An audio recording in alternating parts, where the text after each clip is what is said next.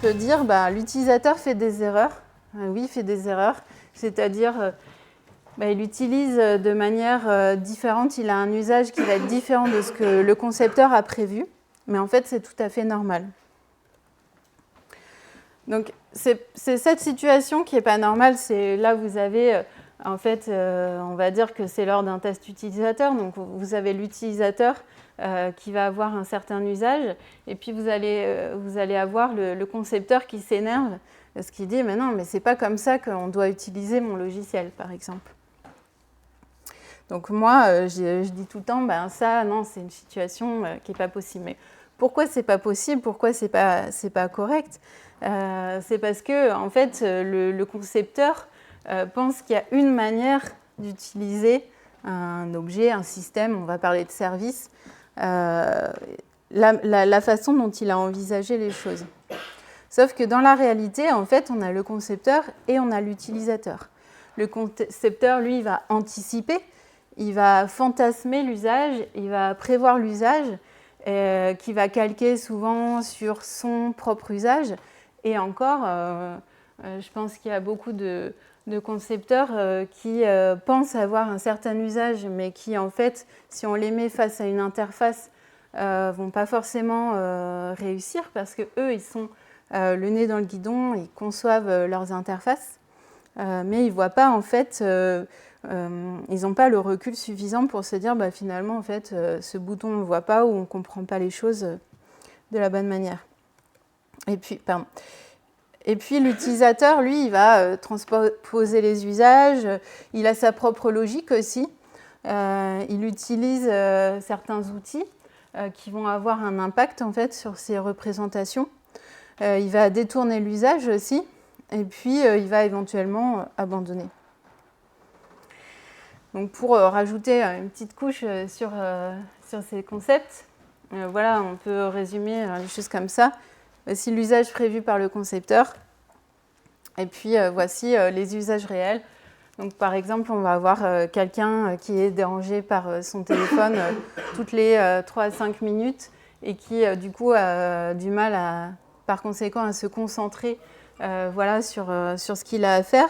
On va avoir quelqu'un qui est au volant, par exemple. On va avoir quelqu'un qui est dans les transports en commun, qui va être sollicité par un tas de stimuli par ailleurs. Et puis, vous avez une personne qui a 5 à 10 applications ouvertes et qui switch de l'une à l'autre. Vous avez des gens qui sont en réunion et puis qui ont une oreille sur la réunion et une oreille sur votre produit ou votre service. Donc ça, c'est quelque chose que vous avez sûrement déjà vu, mais je trouve que ça illustre bien en fait la distinction entre l'usage prévu et puis l'usage réel. Je voulais vous montrer aussi un exemple, alors là, plus concret, sur comment un modèle mental va pouvoir impacter de manière négative l'usage d'un service. Donc, j'espère que vous voyez bien. Donc là, c'est le bandeau de réservation du site SNCF. Donc j'ai pris vraiment ce qui nous intéressait. Donc en fait, on doit mettre la ville de départ, la ville d'arrivée, si on fait un aller simple ou un aller-retour, et puis à quel jour on veut partir, quel jour on veut revenir éventuellement, et puis l'heure à laquelle on veut partir. Et puis hop, on appuie sur rechercher, normalement, il nous donne tous les trains.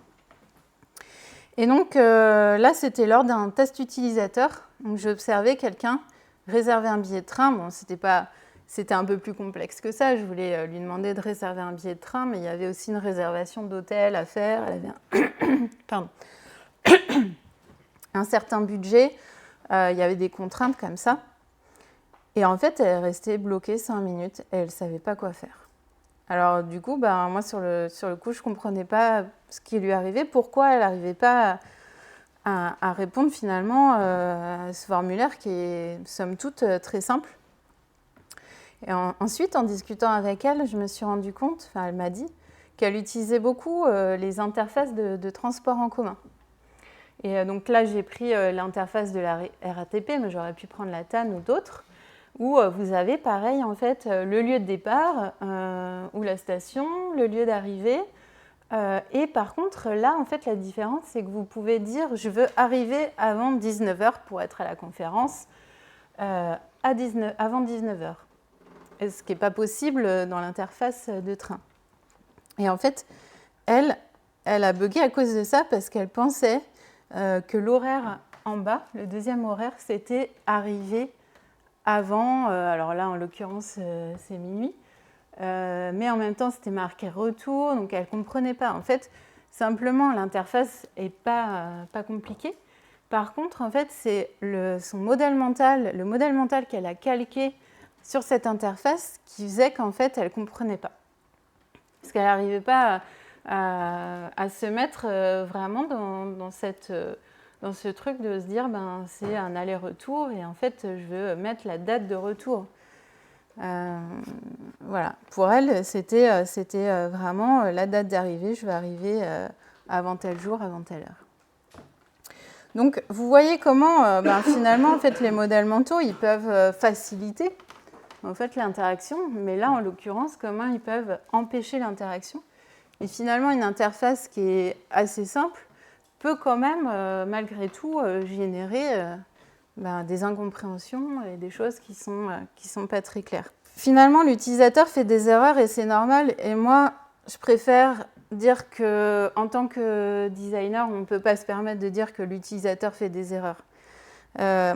Ce que je préfère entendre, c'est que l'utilisateur, lui, il interprète le monde d'une certaine manière selon une grille de lecture qui lui est propre.